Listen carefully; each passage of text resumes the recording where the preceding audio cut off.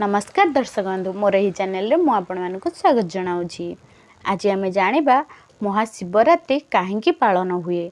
आपण मैंने जानी आम भगवान होउछंती त्रिमूर्ति भगवान। त्रिमूर्ति मानक मध्यरु भगवान महादेव होउछंती अन्यतम। तांकर रहिबा स्थानटी हेउची अन्यतम। सी रुहंती कैलाश पर्वत ठारे।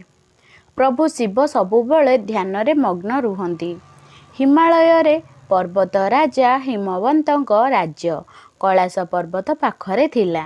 पर्वत राजा विवाह स्वर्गर अप्सरी मेनका सह होइथिला ओ तांकर पुत्री थिले माता पार्वती। तांकर नाम एथिपाई रखागला जे से पर्वत राजा पुत्री थिले बोली। पार्वती सबुबले कामरे निपुण थिले। तांकर छुआ बेलू इच्छा थिला जे से महादेव को विवाह करिवे बोली। गोटिए दिन नारद ऋषि हिमालय को आसिले ओ से पार्वती मन कथा सबू जानी जाउथिले। तांको इच्छा कौन थिला से जानी जाउथिले। विवाह करिबा पाई महादेव सहित से तांको पिता को कहिले। से सेथिपाई कहिले जे पार्वती मनर कथा जानी पारुथिले। हिमवंत तांको पुत्री को बहुत बुझाइबा पाई चेष्टा कले किंतु पार्वती तांको कथारे अटल थिले। पार्वती एते आग्रह देखि हिमवंत तांकु शिवंग पाखकु नेई गले आउ तांकु कहिले एबेठारु पार्वती आपणकर सेवा करिबो। शिवंग ठारु अनुमति नेबा परे पार्वती तांकर सेवा करुथिले ओ तांकु प्रसन्न करिबा पाई तांकर पूजा करिबा आरंभ करि देइथिले। सेही समय रे से जगारे ताड़कासुर नामक एक राक्षस रहुथिला। से एहा वरदान पाइथिला जे से केवल महादेवंक पुत्रक हातरु मरिबो तो सेथिपाई महादेवंकर विवाह हेबा निहाती दरकार जहा द्वारा से राक्षस ठारु मुक्ति मिली पारिबो। सेतेबेले प्रभु ब्रह्मा ए कथा जानिले। प्रेमर प्रभु को डकाइले कहिले जे प्रभु महादेवंक उपरे प्रेमर वर्षा करंतु जहा द्वारा कि से माता पार्वती को प्रेम करंतु।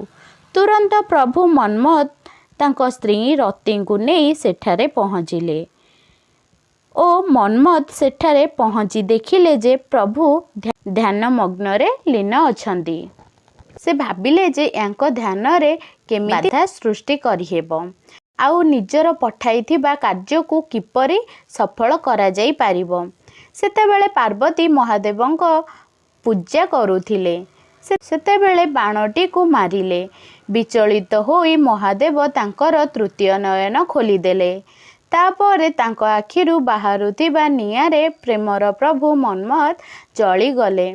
भगवान निजर ध्यान को समाप्त करिले। एसबु देखि माता पार्वती डरीगले ओ भाबिले जे माता भगवान को केवल भक्ति और पूजा द्वारा शांत करिहेबो। माता पार्वती भाबिले जे प्रभु को पाइबा पाई कठिन तपस्या करबाकू हेबो। गोटे दिन से रास्ता रे जाउथिबा ऋषि प्रश्न करिले, सुंदरी झियो काहेकि तमे एते कठिन तपस्या करूछ, सप्त तपस्या करूछ करी चालीछ। पार्वती जेतेबेले तांको कठिन तपस्या को तांको आघरे कहिले से आश्चर्य होई गले। सेतेबेले पार्वती को कहिले जे शिव तो मिछुआ, शिवंग उपरे भरोसा करंतु नाही। एही सब कथा कही माता पार्वती को ध्यान भंग करने को चाहिले। तांको उपरे यथा समय व्याध्य करंतु नाही। तांको योजना व्यर्थ गला। सीए शिवंग नारे व्यर्थ मिछ कथा आरोप लगई थिबारु से रागी गले। सेतेबेले साधु माता पार्वती सामने असली रूप रे आसिले आउ कहिले आउ से आउ केही नथिले, स्वयं महादेव ही थिले जी कि माता पार्वती परीक्षा नेबा पाई आसीथिले। प्रभु को साधु रूप रे देखि माता को बहुत भल लागिला। भगवान शिव माता पार्वती विवाह पाई राजी होई गले। जेतेबेले सप्त ऋषि को जना पड़िला महादेव और पार्वती विवाह कथा, से माने जाई पार्वती पिता को बुझाई देले आउ एही बळी भाबरे माता विवाह होइथिला शिवंक सह। विवाह पर सबु देवता शिवଙ୍କ आगरे ठिया होइले प्रार्थना करिले प्रेमर देवता मन्मथ को जीवन दान फेरई दियंतु। सेतेबेले सेही समय रे सेही दिन ही होइथिला महाशिवरात्रि जेतेबेले माता पार्वती एवं महादेवकर विवाह होइथिला से ताहाकु ही आमे आज शिवरात्रि भाबरे पालन करू। तो दर्शक वीडियोटी केमिति लगिला हमको कमेंट माध्यम जनातु एवं चैनल को सब्सक्राइब करना सब्सक्राइब कर दिंतु बेल आइकन को क्लिक कर दिंतु जमी सर्वप्रथमे आमर नोटिफिकेशन आपन पाखे पहुँची जापर।